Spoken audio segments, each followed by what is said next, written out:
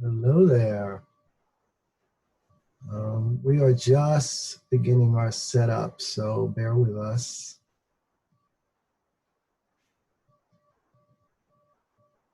Okay. Here we go. So I want to welcome everyone, and thanks so much for supporting this in these times. We are all looking for different outlets. I talk about this a lot. I am a creative person, so I create. And so I said, I want to try to find a way to bring the music that we do, but also rather than just being a DJ waving his hands and saying, yeah, let's go, like everybody's doing, God bless them. I wanted to give it a different spin. I wanted people to get to know the DJs. I wanted them to talk about the music.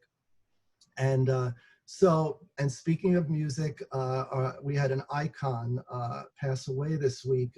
He was a good friend of mine and a good friend of many people. His name was Warren Gluck. And so we're still just getting over that. I actually had just reached out to him. I have his morning party CDs, and we were going to do one of these tea dance listening parties talking all about that. But he was working very hard at Target and just didn't have the time, and I totally understood it. But Robbie is now going to do an event tomorrow, so I'm going to turn it over to him a little bit to talk about this tribute that he's going to do. So Robbie. Hi, everybody. I hope you're all well and staying safe. Yeah, real quickly, because I don't want to steer this in my direction necessarily, but I was able to get SiriusXM to give me a nice 5-hour slot tomorrow. Awesome. And it's going to be a nonstop mix by Warren Gluck. It's starting at 4 o'clock and it goes straight till 9 o'clock. It is from my own collection. It's called A Night of Disco Classic. I don't know where it was recorded, but it is fantastic. It's got all his tricks and bells and whistles that kind of are his signature, and I guarantee you will love it. So if you need to get a trial subscription, they are free. I think you can get a week-long subscription. Definitely, give it a try. But it starts mid-afternoon, 4 o'clock, and it runs straight on through.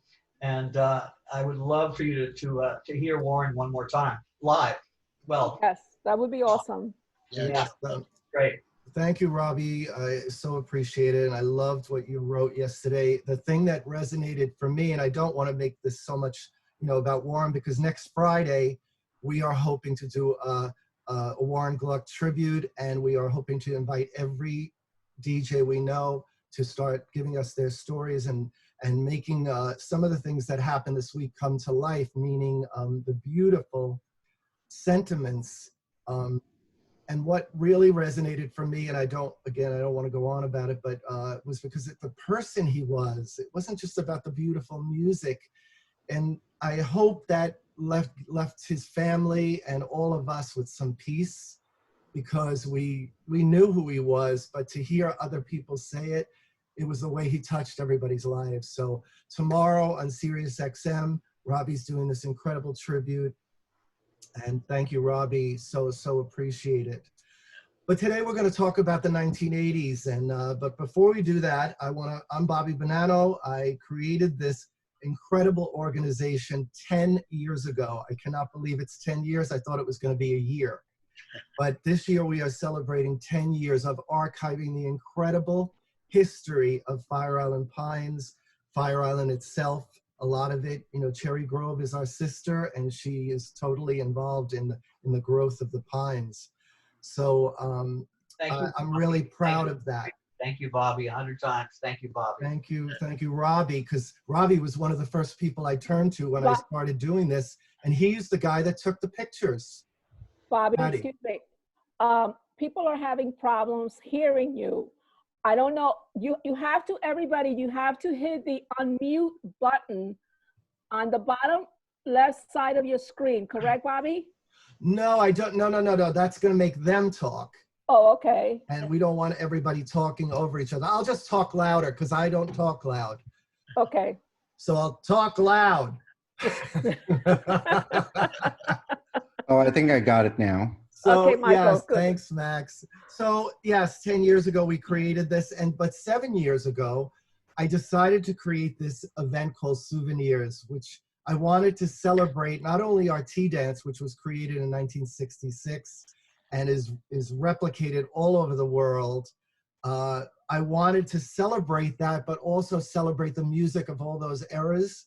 So every day of the weekend, we did a different era, and it grew. And we did this for 7 years. And then I came up with the idea of, I wanted to be, it was cross-generational, but I wanted to cross-generation our DJs. So we would find a seasoned DJ. Isn't that a nice word? We're all seasoned. Yeah. So I would find a seasoned DJ and pair them with a younger DJ. And I base this, believe it or not, and I'm not, on my cousin, who is a famous hairdresser. She teaches in New York for Sally Hirschberger, who's a big famous hairdresser. And what she tells me is she gets just as much teaching these young kids from them as she does to give to them. And that's what I feel by pairing the DJs. But also it creates a multi-generational event. And that's our strive.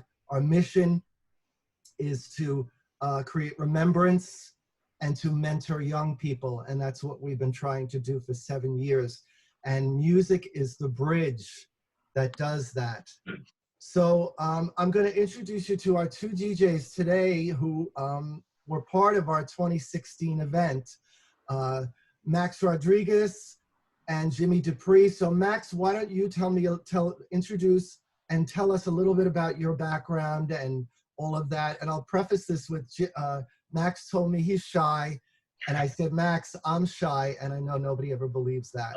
Passion takes you places. So here's Passionate Max. Okay.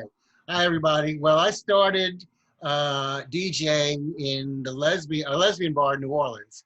And I befriended, I did. They were the first one. I had lesbian friends, and they didn't have a DJ. They had a jukebox, and they wanted to have a DJ like the gay men's clubs did, the Bourbon Pub, basically. And so since I was friends with them, they talked to the owner when the bar first opened. And so I started doing Saturday nights there. From there, I befriended the DJs from the men's bars, and I started filling in for them. I did that from about 81 to about 86. And I decided I wanted to go to do more. So I wanted to learn audio engineering to learn to produce records.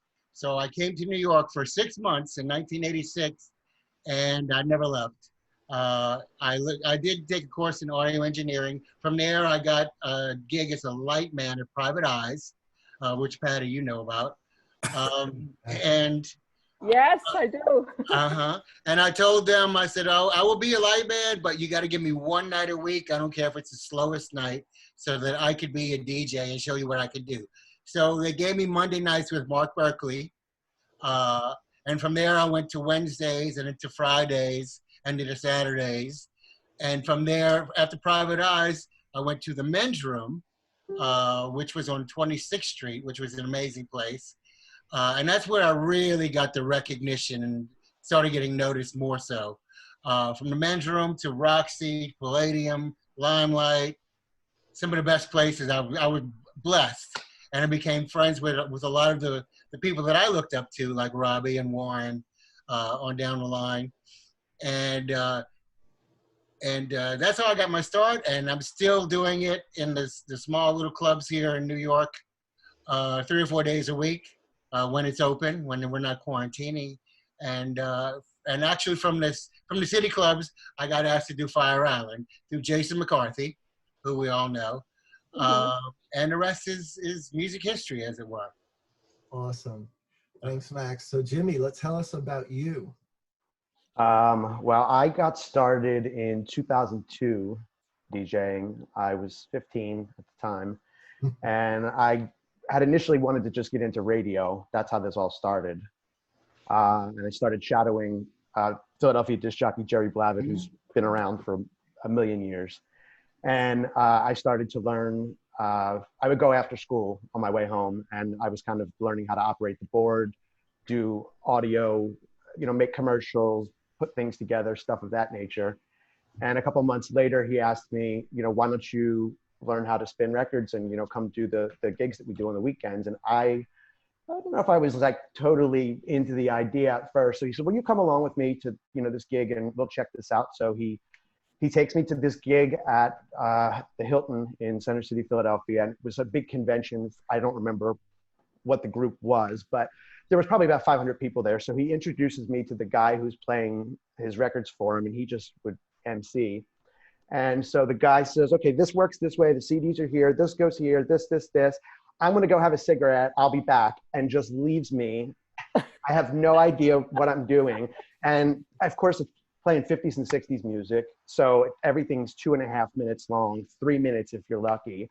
And like, Blavitt turns around to me and he's like, let's go. And I was basically had to learn how to do that way. So I was with him for 6 years, did all different types of stuff all over the place. And then the week after my 21st birthday, I quit. And 2 or 3 months later, I got a job at a gay club in Center City, Philadelphia. And that led to residency in New Hope for a little while. And then in the summer of 2009, Tavern on Camac in Philadelphia started asking me to do fill-ins on the weekend. And then the end of the year, the manager said the resident on Fridays and Saturdays is leaving. We want you to take over, but you have to take both days. You can't just have one. So from then on, I worked every single Friday and Saturday there for the next 9.5 years. And then 2010, I went to Trippin' on the Moon 30th anniversary. That's where I got to meet Robbie and Terry, Warren, Michael, all of that. And that started a whole nother chapter of my life and my career and everything. I remember very vividly Robbie going on and he opened up with Call Me Tonight, and I did not know that song. And Bobby Shaw was dancing next to me. He's like, well, he's nice. Just go up to the booth and ask him. And I was petrified to go up to the booth because I'm like, this is Robbie. I'm like, I mean, really? I'm going to just, and I went up and Robbie was very nice and told me what it was. And then, yeah, and through Michael Fearman is how I got out on Fire Island and played teas out there. And then Bobby asked me to be part of the Souvenirs thing. And yeah. Well, you were based in Philadelphia and now you're in California. Yes, I moved about 1.5 years ago to Oakland, California, across the bay from San Francisco. Throw a question out right now, because I think this will be interesting for the crowd. Jimmy, you're almost like famous for your knowledge of like songs that are twice as old as you are. So I'm just curious, how did you fill that gap and how did you just educate yourself on all that music? Yeah, I was always kind of like a sponge for all different types of things. And then I got into record collecting when I was younger, but then once I found something I would like, I would read the back of the record, or sometimes if they had something printed on this inner sleeve with the musicians. And then if there was an aspect of the song that I was into, like the percussion or the organ or something like this, I would keep an eye out for the names of the people that were playing those on other records. And then would, if I'd see them somewhere, oh, you should listen to this because you enjoyed this person's playing on this. And that's kind of, to me, the greatest thing about music is it's so powerful and it can help you through any situation. And it's always there for you, but we'll never learn all of it. Like there's always more great stuff to discover. And it's like, it's such a beautiful, wonderful thing. Yes, it is. Absolutely. But Jimmy, you do an event now, so I want to give you a plug. So what is the event you do now? So I'm a part of a party called Go Bang with Steve Fabus, who used to play at Trax in the 80s. And I-Beam, yeah, out here he played I-Beam, Trocadero, been around for, a very large part of dance music history. And they've been doing this party for 11 years now. I started guesting at this party 6 years ago, and I knew immediately the first time I played, the energy that was in that room was like absolutely incredible. I've never experienced anything like it. These people packed into this space and just hanging on every single thing that you were doing, and you could totally take them somewhere, and they stayed until the very, very last note. And 2 months after I moved out here, the guy who initially put the party together, Sergio Fadaz, asked me if I wanted to go to lunch and asked me to be a part of the party permanently. So we do that once a month at the Stud, which is a legendary gay venue in San Francisco. It's been around since the early 60s. We do it once a month. We have, guests from all over come in. John Seglia was supposed to be our guest next month. Unfortunately, we have to postpone a lot of this stuff, but it's really very fulfilling and wonderful to see how alive and well disco and that type of thing and that vibe is out here with all different generations of people. It's really wonderful to see. Yeah, I am sort of feeling old when I say this, and I know probably every generation says this, but this music from the past, the music today, I don't know. This music just resonates. As I said, when we've done some of our 70s stuff, it's music that puts a smile on your face. I don't know how much of the music today does that, so I would hope it does. But the 80s, first of all, I'm wearing my AIDS Memorial t-shirt today because let's be real, the 80s, AIDS was about, and still is, but I love the AIDS Memorial. I'm giving them a shout out right now. It's the most amazing thing. If you don't follow them, they're the most beautiful stories that need to be told. And I get all emotional people, to honor people. And God only knows, years from now, they'll probably be doing this COVID virus memorial where we'll be memorializing people as we lose people. And as you know, it's a very similar plague. It's a very similar, what's going on in the world today is very similar to what happened then, the loss. So shout out to the AIDS Memorial. But the 80s, what was it about? Big hair, let's be real, new wave punk rock, leg warmers, mullets, shoulder pads, and Dynasty. Yes. You said that's the laugh. Sammy Joe, yes. But the 70s disco gave way to like a heavier beat. And the stars of that era, Madonna, Whitney, Kylie, Janet, Pointer Sisters. I was just listening to the music that these guys worked so hard on to make for us, for our event. And it brings back so many memories, so many beautiful stories. But so let's get to some questions. Tell me some songs that represent the era to you. So each one of you can tell me, and Robbie, you can dive into this too. Sure. So who wants to start, Max or Jimmy? Yeah, Max, go ahead. With songs that represent, wait, say that again? The 80s, like when you think of the 80s, what's iconic, what songs you played during that era, what songs do you Oh, yeah, well, like Erasure and of course, Madonna and Whitney. And then there was Erasure was part of that. The dance-oriented rock was pretty popular, Flock of Seagulls and Orchestra Maneuvers in the Dark, groups like that. So the 80s, and also you had the freestyle stuff, which we didn't play a lot of freestyle or anything like that. I do like it though.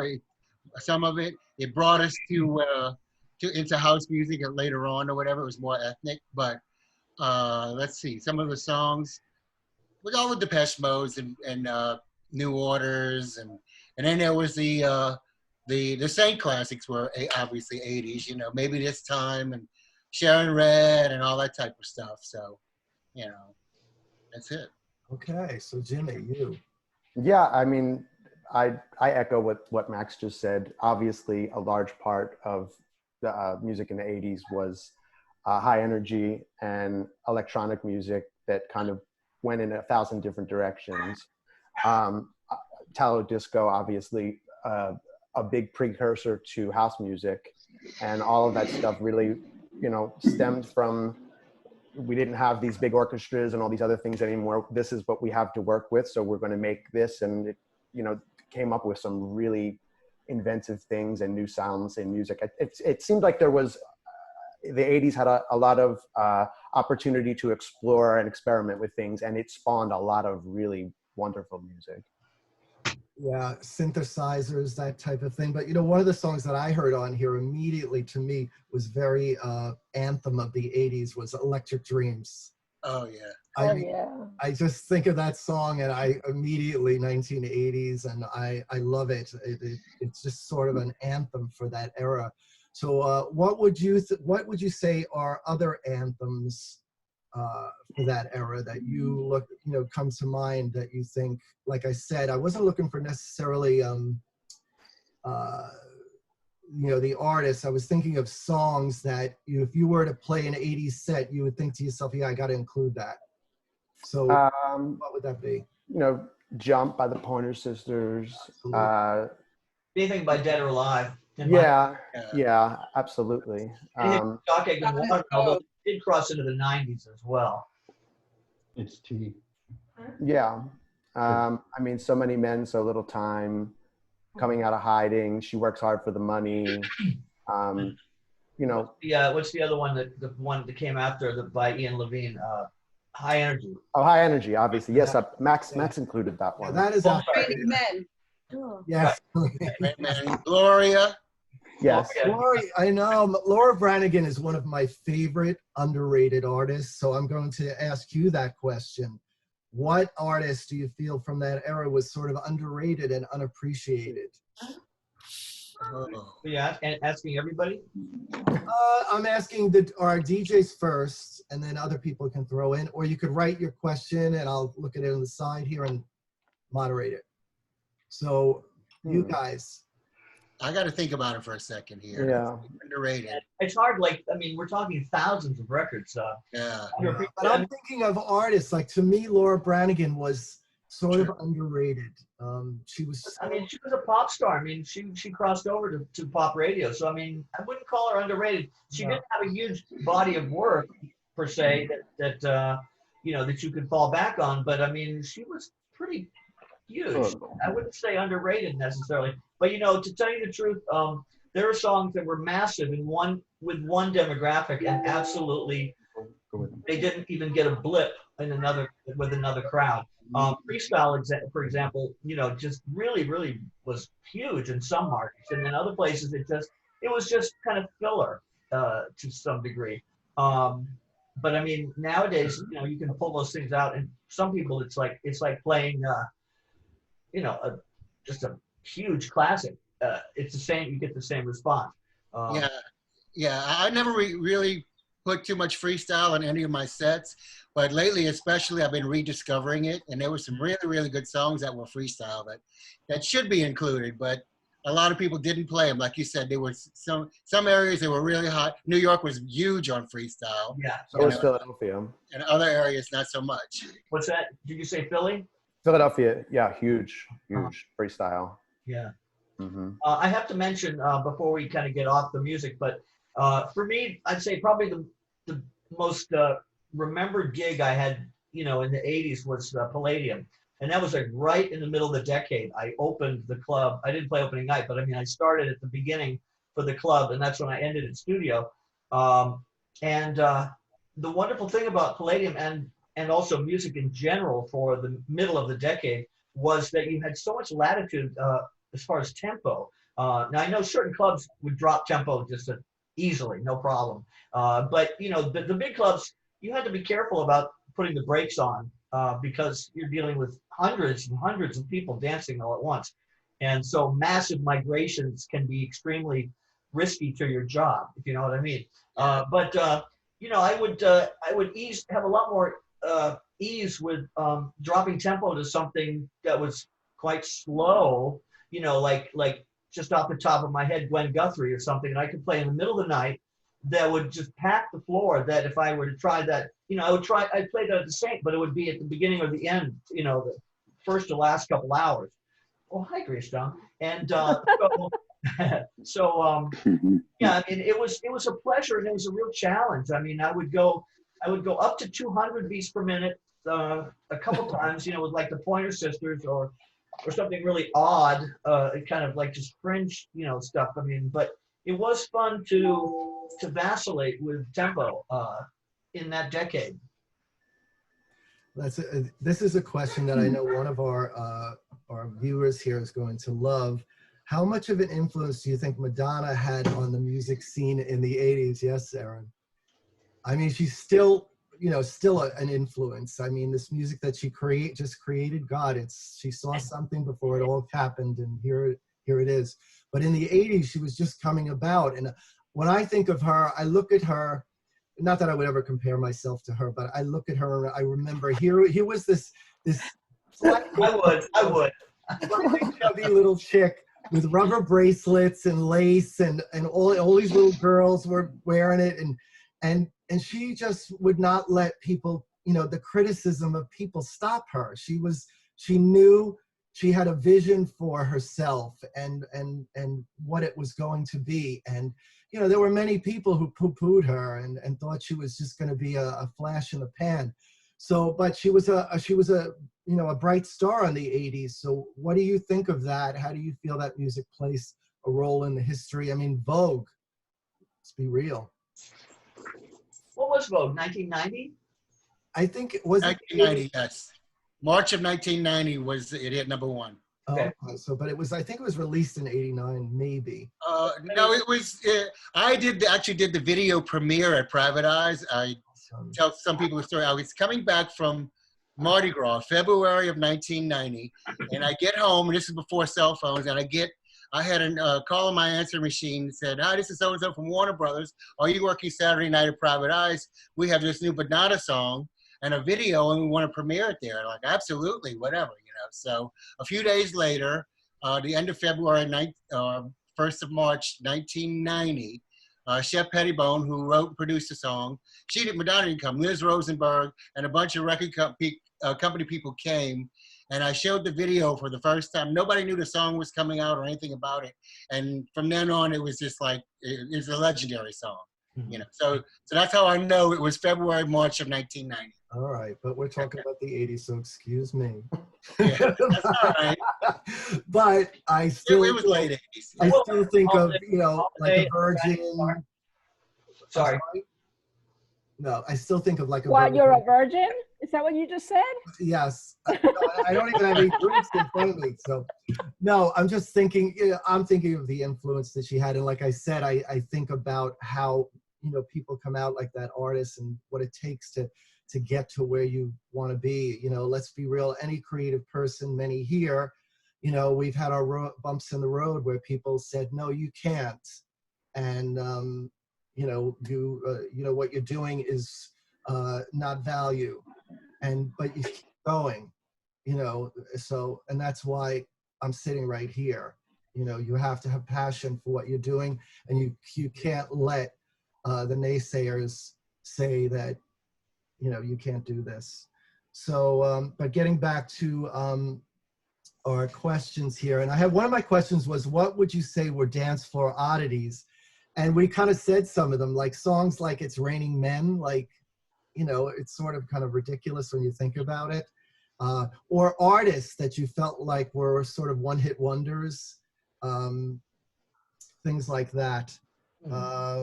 So does anybody, I'm going to throw this out to the floor a little bit about anybody that has questions. So Patty, do you have anything? I have a lot of questions, actually. Somehow I kind of knew. Regarding music. Now we're in for it. Yeah, because, well, it's very funny because I used to go to Private Eyes a lot. And of course, I was never the girl that would approach any of the DJs. I would wave at people. And until I came to the Pines and got introduced personally to some of the DJs, I became friends with them. And when Max and I one day were on a page that Private Eyes has, he said, "Oh, I used to play there." And I go, "Oh my God, I was dancing to your music and I didn't even know it." But there was such great music, Max, that was played at Private Eyes. It was a very unique little bar in New York. And I'm terrible with the names of songs. I just remember having such a wonderful time to your music and enjoying the versatility of what you presented to us when we were there. Again, a lot of the music that I loved, I was going to gay bars since the late 70s, but in the 80s, I really went to the gay bars more than the straight bars. And so, I had a question for any of the DJs besides, you know, some of the numbers and performers that that you presented.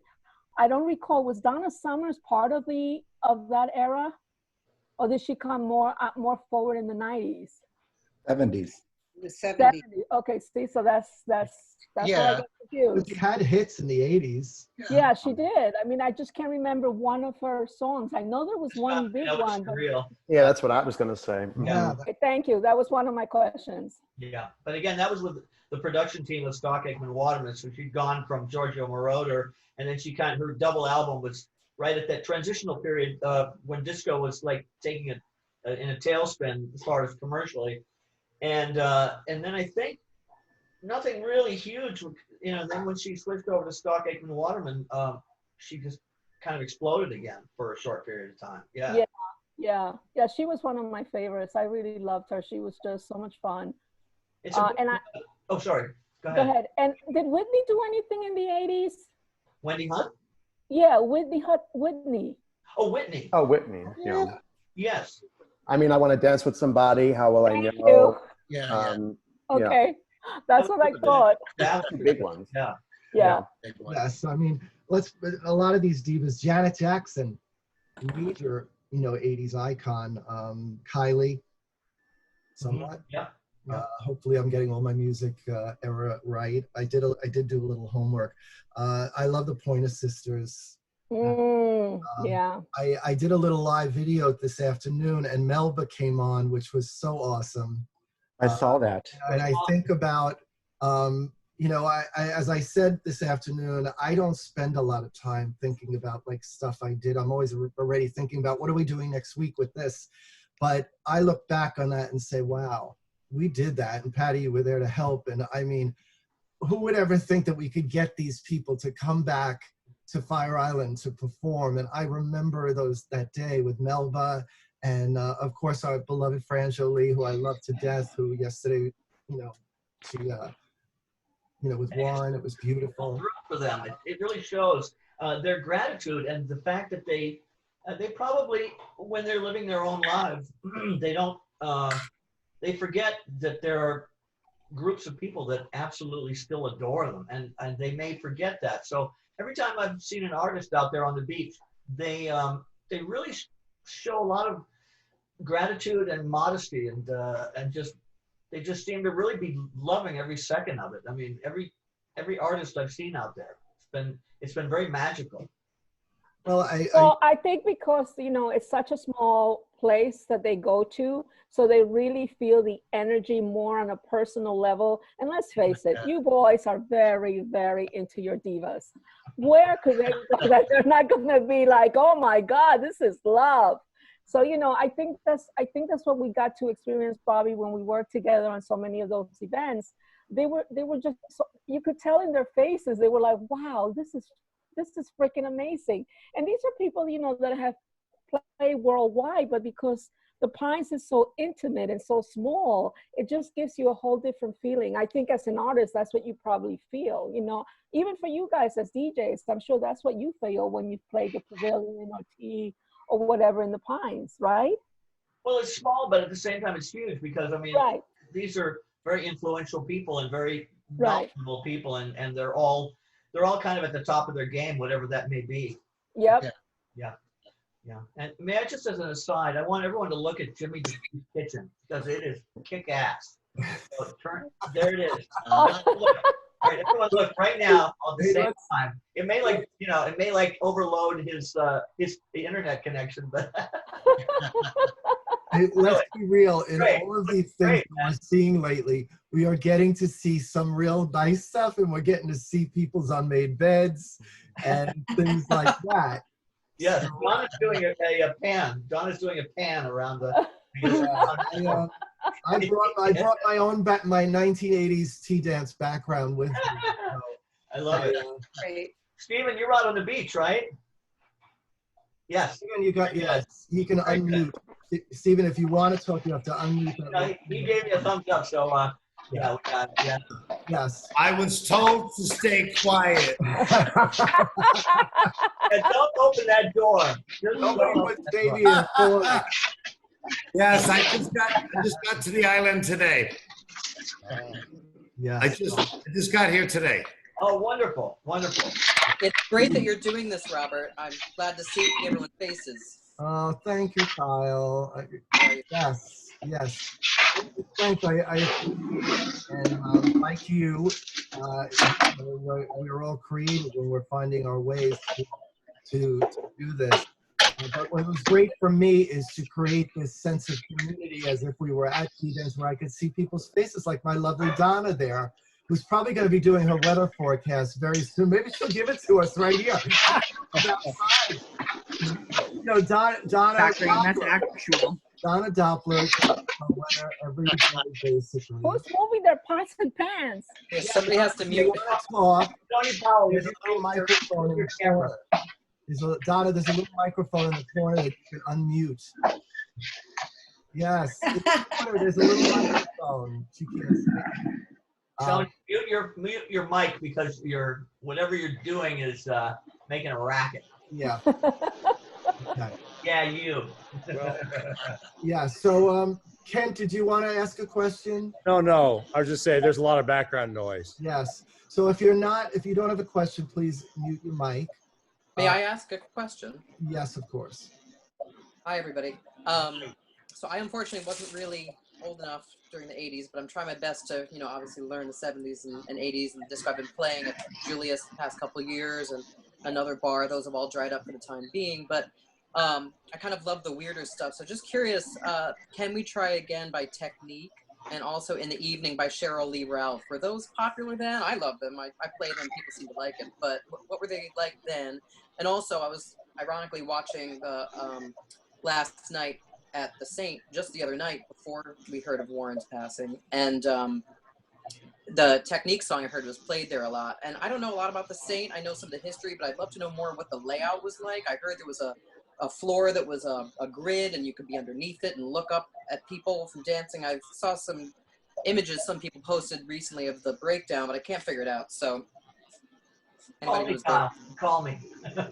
Yeah. Okay. We'll have a nice long chat. Yeah, I don't know. I did go to the Saint, and it was an incredible place.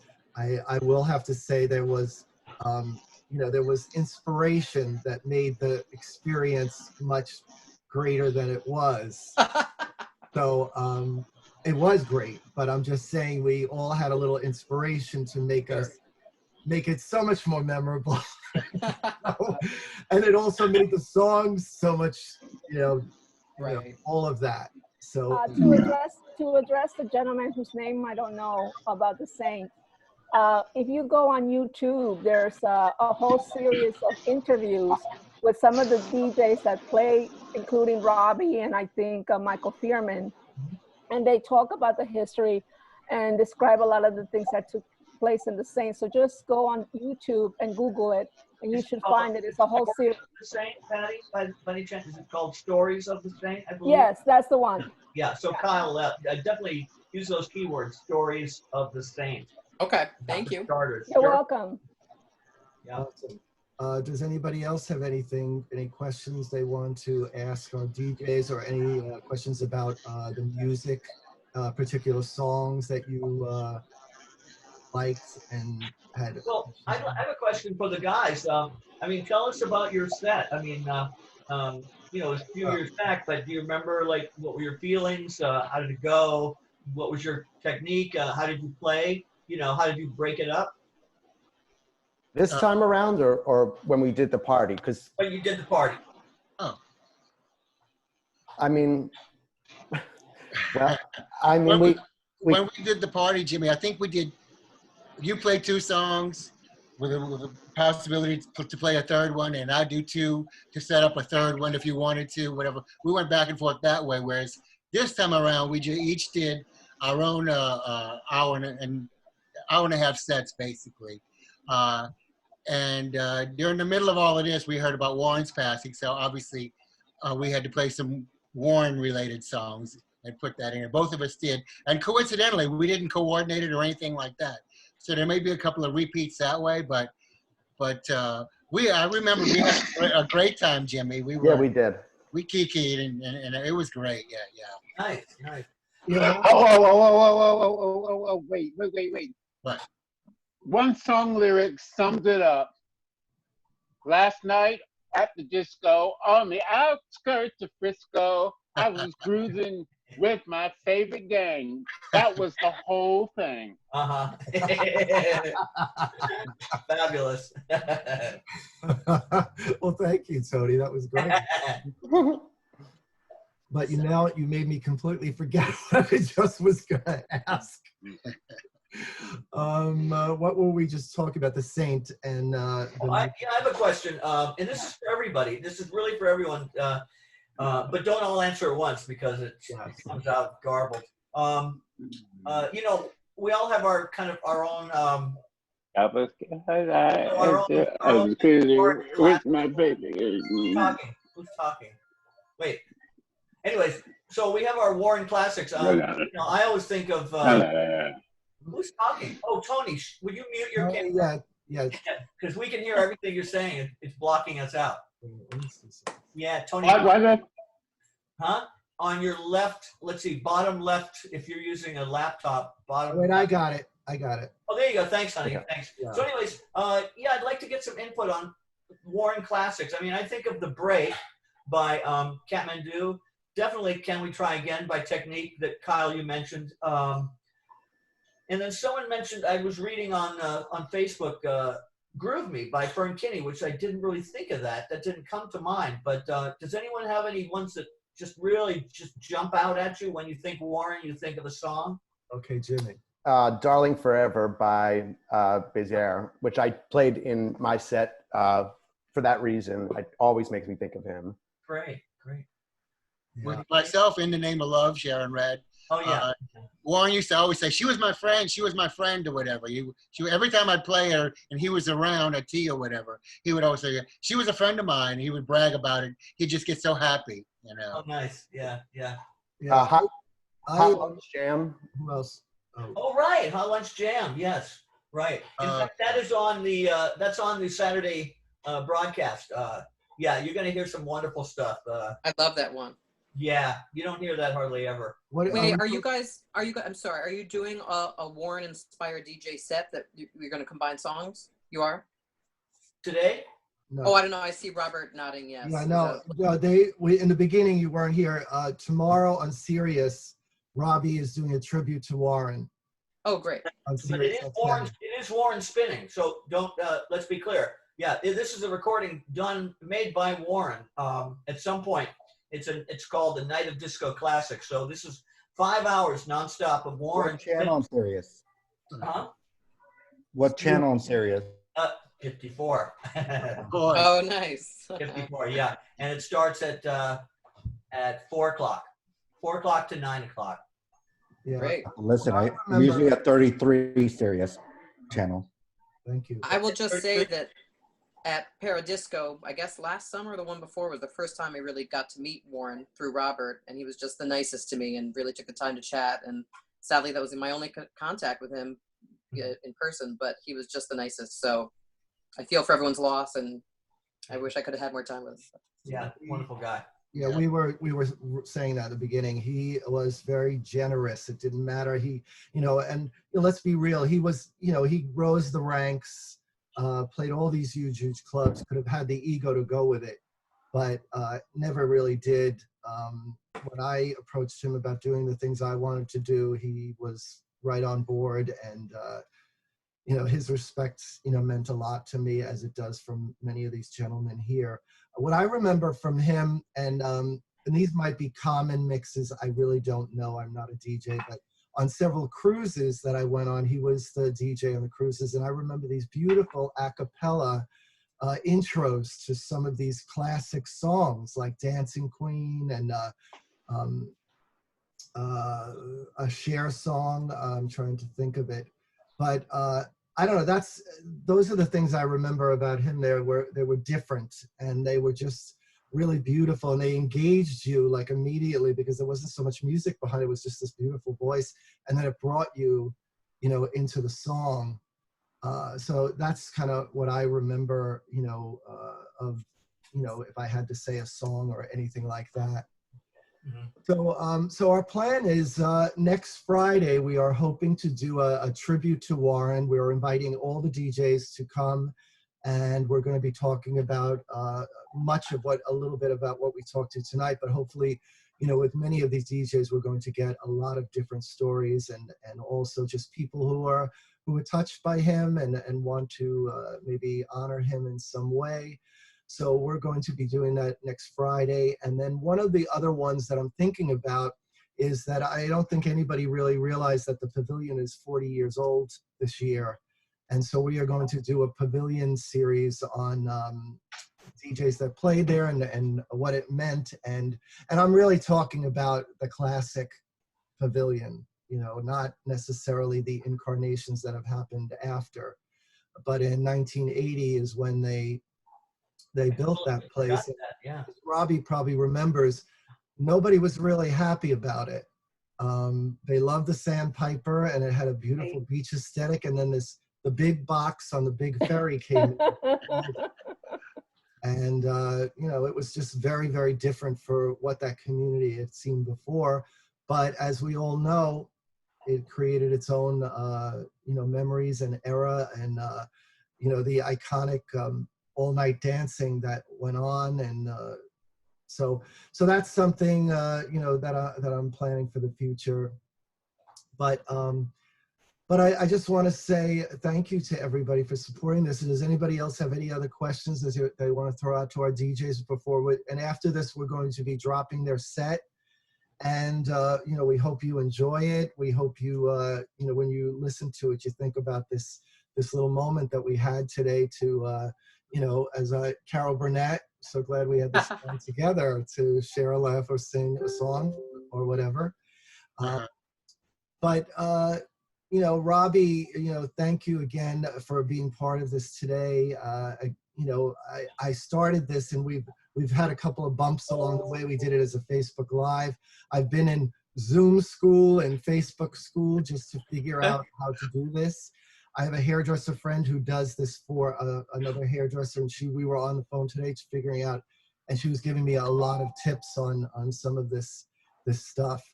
So as everybody, but we're moving into the world of this. It's all going to be virtual. And I wonder about Fire Island. I have no idea what's going to happen. We're going to be in with these masks for a long time. Social distancing. I don't see, you know, I hope that we can figure this out. But it will definitely be a summer that was never like any other summer that we've experienced. And it will, you know, we are in a moment of history. You know, hopefully years from now, we will look back on this and say, remember when we had to wear masks and we couldn't touch each other? And, you know, it was like out of a science fiction movie, but we're living the science fiction movie right now. But but you know, Bobby, the beauty of our community is that no matter what is thrown at us, we always, like the Lynx, we always come alive and we make it. And I think that's especially those of us who've been around, and certainly Robbie was there in the 70s. I got there in 1986. We are a community of survivors, and that includes our sister, Cherry Grove.